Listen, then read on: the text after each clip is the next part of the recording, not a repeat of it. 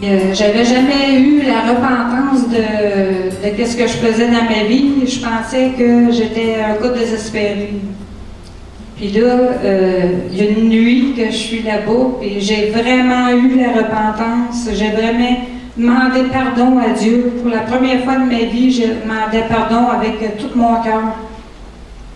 Puis le lendemain, j'avais pas dormi de la nuit, j'ai pleuré toute la nuit, mais j'étais même pas fatiguée. Le lendemain, je retourne voir Daniel, puis là, j'y compte mon histoire, puis là, on priait. C'était beaucoup par la prière, c'est vraiment Dieu qui fait les choses à notre cœur, là-bas. Puis, à un moment donné, il me demande, as-tu une image de ton cœur? Est-ce que le Seigneur te montre une image? Puis l'image que j'ai eue, tout de suite, instantanément, parce que moi, j'étais rendue à douter de mon salut même, rendue à ce moment-là. L'image que j'ai eue, c'est l'image de mes j'avais eu deux arbres où ce que je vivais, là, à Berthier. La troisième voisine de chez nous, elle m'avait dit, tu veux-tu les avoir? C'était des beaux arbres avec des belles fleurs tout l'été. Puis elle m'a dit, viens les chercher, je te les donne. Mais si tu viens pas les chercher, ils vont mourir parce que moi, je les rentrerai plus. Fait que là, je demandais à mon copain pour aller les chercher. Puis il a attendu, c'était au mois de septembre. On a passé le mois d'octobre. Rendu au mois de novembre, il s'est décidé d'aller les chercher à force que je l'achète, parce que ça prenait un camion pour aller chercher ça. C'était des pots remplis de terre assez haut. C'était bien pesant. Quand il est allé les chercher, là j'ai dit descends-là en bas, mais j'ai vu que les arbres étaient morts. C'était deux troncs secs. Puis là, ça m'avait fait de quoi avoir retardé de même, ils ont eu le temps de geler. Puis tout l'hiver, j'arrosais mes plantes en haut, puis je descendais dans le sous-sol, puis il y avait tout le temps quelque chose qui me poussait à aller arroser ça, même si je voyais que c'était mort. Mon copain accrochait son manteau, puis ses calottes après ça. C'était deux cotons secs. Je ne me demandais pas pourquoi j'allais arroser ça. Mais, puis là, tout l'hiver, puis rendu au printemps, je vois-tu pas trois petites tiges vertes qui sortent d'un, puis une de l'autre. Là, j'étais énervée, je dis, hey, il restait de la vie dans les racines. Je les ai pas arrosées pour rien. C'est l'image que j'ai eue à cœur quand il m'a demandé ça, Daniel.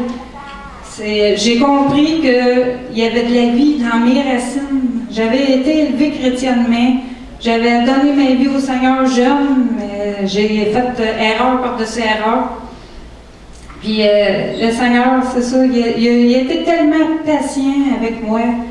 Le premier verset que j'ai appris dans ma vie, c'est 1 Jean 4,8 à l'âge de 5 ans, ça dit « Dieu est amour ». Puis plus tard, dans Corinthiens, j'ai vu que l'amour est patient. Fait que là, j'ai vraiment compris que le seul qui m'a vraiment aimé, c'est Dieu. Puis j'ai cherché ça partout, ce qu'il fallait pas. Puis le Seigneur, il m'a ramené. J'ai vraiment compris que je lui appartenais. Puis j'ai vraiment eu la repentance là-bas. Puis là, je me sentais le cœur libéré. Ma fille était contente. Puis là, je savais qu'il me restait un pas à faire parce que pour mettre ma vie en règle devant Dieu, il fallait que je laisse mon copain. Puis ça, c'était la pire chose que je pouvais pas imaginer, de tomber seule. Mais j'étais pas toute seule, tu sais, j'avais Dieu avec moi. Fait que j'ai dit oui, Seigneur, je vais t'obéir. Pour la première fois, là, je vais t'obéir. Puis là, je reviens chez nous. Là, je parle de ça à mon copain, puis là, il pensait que j'étais rendue folle. Il dit, t'étais allé là, je pensais que ça te ferait du bien. Il dit, ah ouais, tu y aurais jamais été. Puis là, il m'a juste qu'à faire, si tu veux y aller à ton église, vas-y, moi je t'en empêcherai pas. Mais lui, il ridiculisait le Seigneur, puis il ridiculisait tout ça. Fait que là, je savais qu'il me restait ça à faire. Puis là, un bon soir, je m'en vais chez ma fille, puis là, on était le 14 octobre 2009. je vais chez ma fille, puis là, je commence à dire, je pense que je vais attendre après les fêtes, parce qu'on était au mois d'octobre, puis là, j'ai dit, tu sais, je vais passer Noël seule. Le Seigneur a été tellement patient avec moi, quand même, que je partirais après les fêtes. Je commençais déjà à vouloir encore négocier mon départ, tu sais. Puis là, le mari à ma fille, il dit, si tu veux, il dit, on va emmener ça en prière. Il dit, si tu veux, on va s'asseoir, qu'on va demander l'opinion à Dieu là-dessus. Puis il y avait moi, il y avait un policier qui va à l'église de ma fille. Sa femme n'était pas là parce qu'elle était avec les enfants. Il y avait le policier, il y avait moi, puis il y avait ma fille et son mari. Puis là, Yannick, le mari à ma fille, il me demande de commencer la prière. Fait que là, je dis, Seigneur, je te remercie pour ce que tu as fait dans ma vie. Puis, Seigneur, peut-être que je vais attendre après les fêtes pour pas passer les... Tu sais, parce que ça va être dur, tout ça. Puis, je dis, mais si tu veux que je parte avant, Seigneur, parce que je vais partir. Si tu veux que je parte avant, mais montre-moi-les clairement, puis je vais le faire. Puis là, je finis ma prière, puis je dis Amen. Là, ma fille, fâchée, elle arrive, elle dit ça fait combien d'hélicoptères que Dieu y a envoyé, tu sais, pour m'aider à me replacer. Puis elle est encore en train de lui demander un signe, puis elle est encore en train de. Elle va encore laisser passer ça. Fait que Yannick, il dit, Karine, il dit, écoute, il dit, Dieu, il est bien plus patient que toi. Il dit, si ta mère, elle a besoin d'une 100e hélicoptère, Dieu va y envoyer. Puis, aussitôt qu'on finit de dire ça, on entend comme un bruit dehors, c'est même pas croyable. On entend un bruit de moteur, puis là, à un moment donné, le bruit s'en venait de plus en plus fort, puis qu'est-ce qui est arrivé, c'est qu'il y avait beaucoup de brume ce soir-là, puis il y avait, quand on a sorti dehors, on voyait des spots de lumière sur le terrain, puis on voyait même pas la rue, c'était bien, bien brumeux. Puis là, le bruit était tellement fort, on ne pouvait même plus parler. Fait qu'on sort dehors pour aller voir qu'est-ce que c'était. Puis sur le toit de la maison à ma fille, il y avait un hélicoptère de perdu.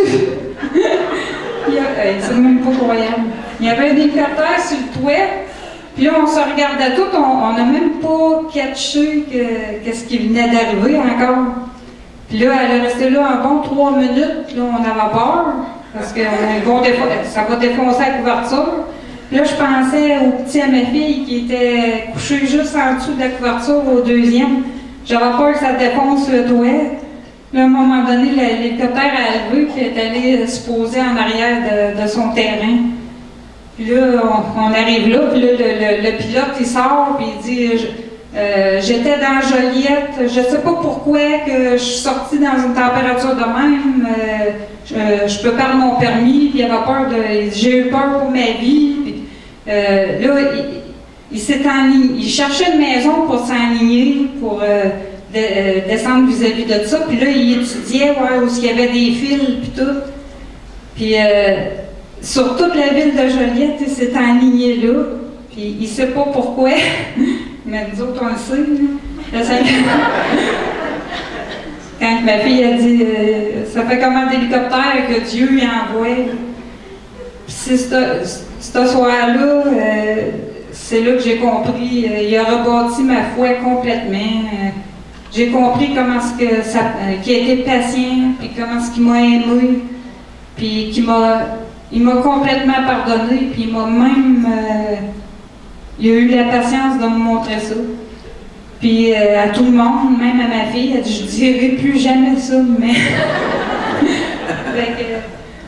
en tout cas, c'est tellement beau qu'est-ce que le Seigneur a fait dans ma vie. Et, depuis ce temps-là, c'est en 2009, là je suis déménagée avant les fêtes, parce que là c'était bien clair.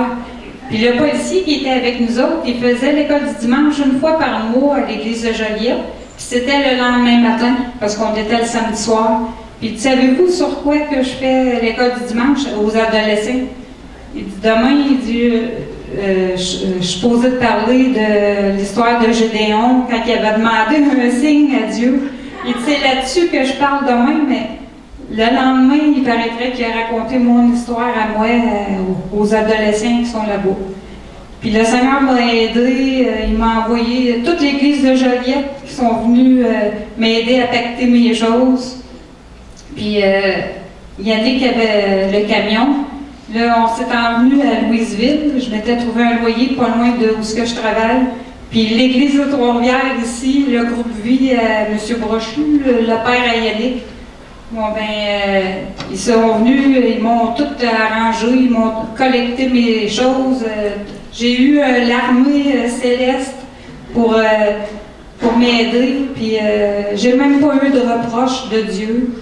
Puis depuis ce temps-là, Dieu a guéri vraiment ma dépendance affective. Je serais jamais restée plus qu'un an, moi, à vivre seule.